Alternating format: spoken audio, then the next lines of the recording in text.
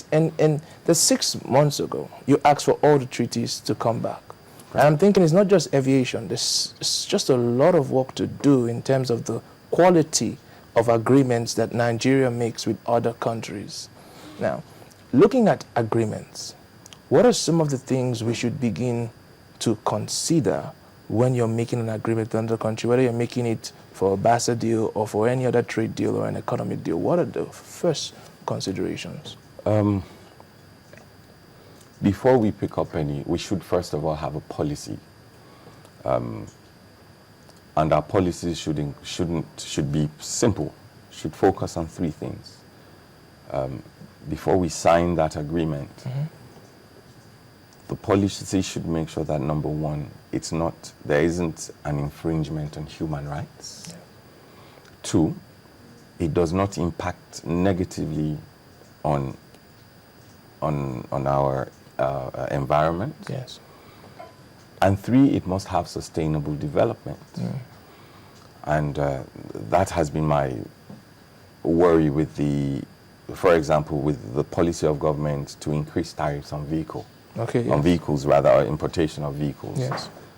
Because I believe I am not allowed to take a decision.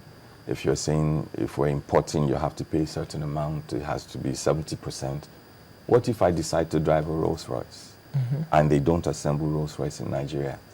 I'm compelled to pay 70% as well.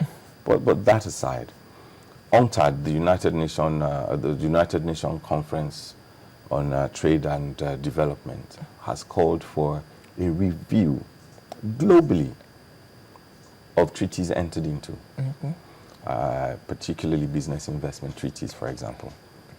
We've signed quite a number of these treaties. They impose financial obligations on Nigeria, yet we're not taking them seriously. Yes.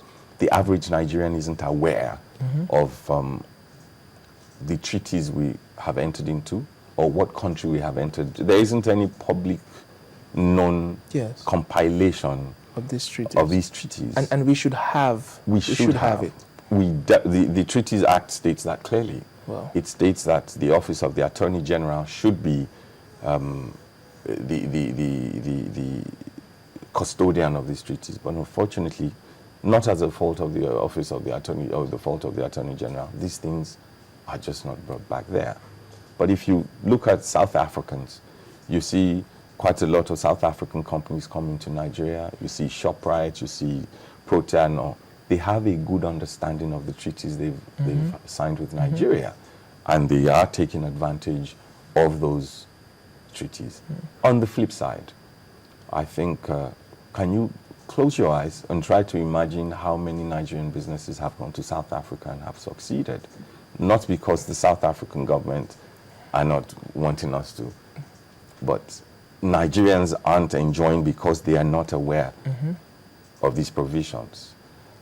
Look at what Ghana has done with the ECOWAS thing, to say, fine, we're a signatory to the ECOWAS treaty, but for you to come, you must come in with a certain amount of money, and it has to be partly owned by Ghanaians. Yes. So all of these things are there, but in our case, it's not. Anyway, and that's what we're looking at. That's what you're looking at. That's what you're working on. Towards, yes. Okay. Well, we're looking forward to that platform that will have all our agreements and treaties where people can have knowledge of it and take advantage of them. We've been talking with Honorable Dayo Bush, and he's been talking about developments in the aviation sector and several treaties and agreements that we're signing in Nigeria.